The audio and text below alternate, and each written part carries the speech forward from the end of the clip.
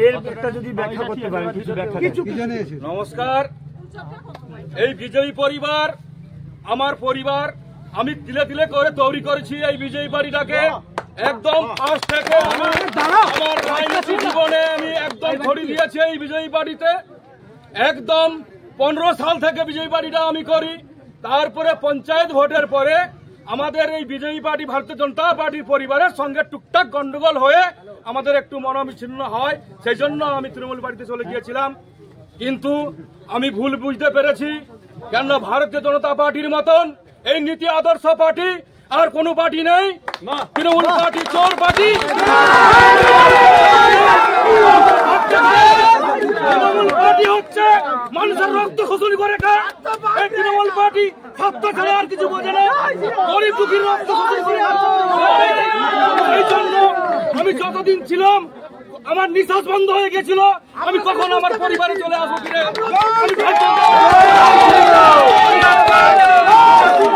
আজকে দেখা করছি, আমি আজকে আমার আত্মা শান্তি হয়েছে, আমি এই পরিবারে চলে এসেছি। কিন্তু আজকে আমি এই জনগণের হাত থেকে আজকে যোগদান করলাম। কিন্তু আমাদের রাজ্যের সম্মানীয় বিরোধী দলনেতা শুভেন্দু অধিকারী মহাশয় আমাকে কখন জয়েনিং করাবে সেটা শুভেন্দু অধিকারী মহাশয় বিরোধী দলনেতা সেটা একটা দিন ধার্য করবে। কিন্তু হলুদবাড়ি অঞ্চলের খেজুরি 2 নম্বর ব্লকের ভারতীয় জনতা পার্টির সমস্ত কর্মী নেতৃত্ব ভোটার আজকে আমাকে, তারা কর্মীরা হিসাবে আমাকে নেতৃত্ব হিসাবে আজকে আমাকে পতাকা ধরিয়ে দিল। আমি আজকে এখানটায়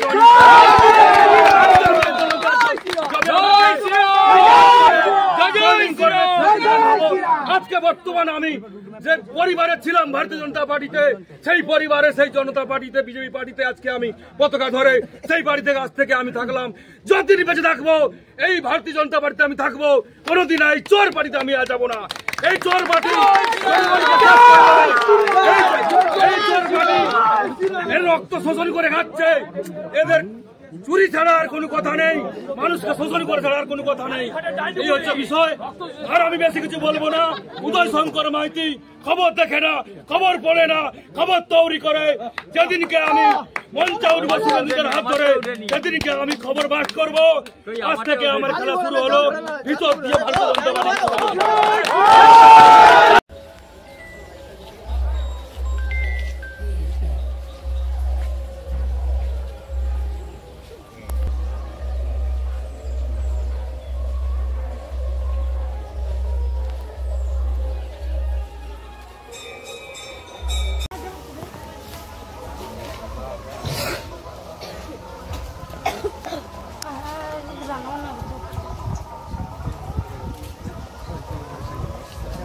এটাই তো হওয়ার কথা ছিল। জোর করে দাদাগিরি করে মস্তানি করে পেছন দরজা দিয়ে ক্ষমতা দখল করেছিলেন খেজুরি 2 পঞ্চায়েত সমিতিতে। আজকে তিনি বুঝতে পেরেছেন যে ভারতীয় জনতা পার্টি আগামী দিনে বাংলাকে দিক নির্দেশ করবে, খেজুরিকে দিক নির্দেশ করবে। তো স্বাভাবিকভাবে মানুষের যে স্বতঃস্ফূর্ত নির্বাচনের যে রায় ছিল, সেই রায়কে আপনারা পদদলিত করে জোর করে খেজুরি 2 পঞ্চায়েত সমিতিতে ভয় দেখিয়ে ক্ষমতা দখল করেছিলেন। আসলে সত্য তো একদিন প্রকাশ হবে। আর ভুল বুঝিয়ে মস্তানি করে ভয় দেখিয়ে বেশি দিন ক্ষমতা ধরে রাখা যায় না। মানুষ বুঝতে পেরেছেন। আর তাই আজকে ভারতীয় জনতা পার্টির প্রতীকে জেতা পঞ্চায়েত সমিতির সদস্য যাদেরকে নিয়ে গেছিলেন, যাদেরকে নিয়ে ক্ষমতা দখল করার চেষ্টা করেছিলেন, ক্ষমতা অবৈধভাবে পেছন দরজা দিয়ে ক্ষমতা দখল করেছেন, তারা আজকে মানুষের সমর্থনে রুখে দাঁড়িয়েছেন। তারা আজকে বুঝতে পেরেছেন যে ভারতীয় জনতা পার্টি আগামী দিনে কাঁথি লোকসভা সহ সারা বাংলাকে দিক নির্দেশ করবে। ঘরের ছেলে ঘরে ফিরে এসেছে, আমরা স্বাগত জানাচ্ছি।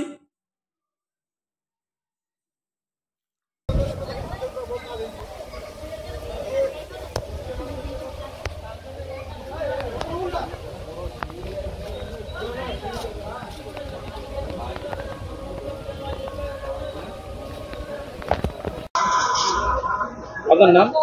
আমার নাম সত্যজিৎ মণ্ডল। বলছি বাড়িতে কি হয়েছে কি?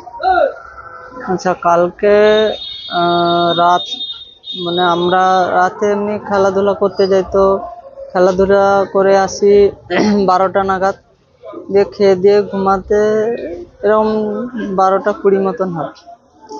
তো তারপরে ওই 1:45টার দিকে থেকে একটা ফার্স্টে মানে বোঝা যাচ্ছে যে কিছু লোক মানে গ্রাউন্ডের মধ্যে ঢুকছে। আচ্ছা, তারপরে ওই 1টার দিকে নাগাদ ছাদে একটা হচ্ছে বোমের ফায়ারিং হয়, বোম চার্জ হয়, শব্দ পাওয়া যায়। তারপরে যখন দেখলাম যে আমার মানে বোঝা যাচ্ছে যে গাড়িটা কেউ টেনে ওখানে আগুন লাগাচ্ছে গাড়িতে, কিন্তু আমরা তো সাহস করতে বেরোতে পারিনি, কারণ যারা বম চার্জ করতে পারছে, যারা গাড়িতে আগুন লাগাতে পারছে, তারা ফায়ারিংও করতে পারে। তো আমি মাকে যথারীতি, মা রুমে ছিল, আমি রুম থেকে বেরিয়ে মাকে ফোন করে ডাকছি, আস্তে আস্তে করে মা বেরোলো। মা তো মানে যেহেতু স্বাভাবিক মহিলা মানুষ ভেঙে পড়ে, তো উনি তো ভেঙে পড়ছেন, কান্নাকাটি করছিলেন। আমি মাকে বলছি তুমি চুপ করে দিয়ে তারপরে আমাদের পাড়ার যে কাকু আছে, মানে আমার কাকু, নিজের কাকু, জেঠু, ছেলে টেলেদের ডাকলাম। ওরা আসার আগে এখানে আমাদের যে খেজুর থানা যে প্রশাসনিক যে পুলিশ আছে ওনারা চলে এসেছে। কটা বোম মেরেছে? আচ্ছা, কালকে রাতে স্যারেরা নিয়ে গেছে 2টো বোম। আজকে সকালে আমার কাজের মাসি যখন ছাদ ঝাঁটাতে যায় ওখানে পেয়েছে 4টা, আর ফেটেছে 2টো। একটা ছাদে ফেটেছে, আর একটা হচ্ছে ওই গ্যারেজ মানে গোয়াল ঘরের কাছে একটা ফেটেছে। তাহলে 6টা বোম। 6টা বোম টোটাল। কতজন খানি এসেছিল এখানে? আচ্ছা, আমি মানে দেখছিনি, যদিও ভেতরে কিছু জন ঢুকেছিল, কিন্তু এসছিল আপনি ধরে রাখেন 30-35 জন মতন এসছিল। আচ্ছা, এরা কারা হতে পারে তোমার কি মনে হয়? দেখুন, একটা কথা হচ্ছে কারা হতে পারে স্পেসিফিক করে বলা যায় না। একটা কথা বলতে পারি, যারা করেছে চেনা জানার মধ্যে, কারণ যখন আসে আমার বাড়ির মেন সুইচ মানে মিটার যেখানে থাকে ওখানে নিশ্চয়ই নিজেদের মানে চেনা জানা লোক ছাড়া, যে ধরুন সচরাচর বন্ধু বান্ধবের মধ্যে বাড়িতে আসে, পার্টিগত দিক থেকে যেহেতু বাবা একটা দল থেকে একটা প্রধান হয়েছে, তো পার্টির দিক থেকে আসে অনেকে। বাবার নাম কি? আমার বাবার নাম নিতাই মণ্ডল, হলুদবাড়ি অঞ্চলের প্রধান। তো পার্টির সূত্রে এবারে আসে অনেকে, এরকম চেনা জানার মধ্যে কেউ করেছে। কারণ যদি অন্য পার্টির কেউ যদি হয়, তারা কি করে জানবে যে আমার এখানে মেন সুইচ আছে? নিশ্চয়ই তারা জানবে না। তাহলে চেনা জানার মধ্যে কেউ একটা করেছে, এরকম আমরা মানে একটা করছি আর কি, আশঙ্কা করছি। এখনো স্পেসিফিক কাউকে কিছু বলা যাচ্ছে না এই মুহূর্তে, কারণ যেহেতু আমাদের কাছে মানে আমরা দেখিনি, বুঝতে পারছি যে। আচ্ছা, পুলিশ বলতে আমাদের বাড়িতে সিসি ক্যামেরা লাগানো আছে, ওখানে ফুটেজ পেয়েছে, ঠিক আছে, ফুটেজগুলো ওনারা পর্যবেক্ষণ করে পরে জানাবে বলেছে।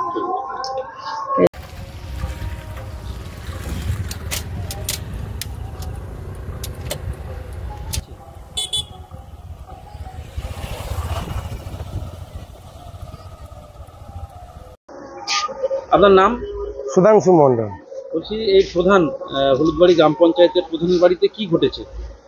আমরা বোমের আওয়াজ শুনে যখন রাত্রে ঘর থেকে বেরিয়ে আসি যখন দেখি না এখানে বাইক আগুন জ্বলছে, তারপরে 2খানা বোম দেখেছি পড়ে আছে, আর আমরা কিছু দেখিনি। কতজন খানি এসেছিল মনে হয়? আমি বাড়ি থেকে বলতে পারবো না, আমি তো বাড়ির ভিতরে আছি। বোমা দুটো ফেটেছে আওয়াজ পেয়েছি। হ্যাঁ, 2টো বোমা ফেটে আওয়াজ পেয়েছি। বাড়িটা কারা করতে পারে কোনো আন্দাজ করা যাচ্ছে? হ্যাঁ, কে করেছে আমরা কি করে বলবো?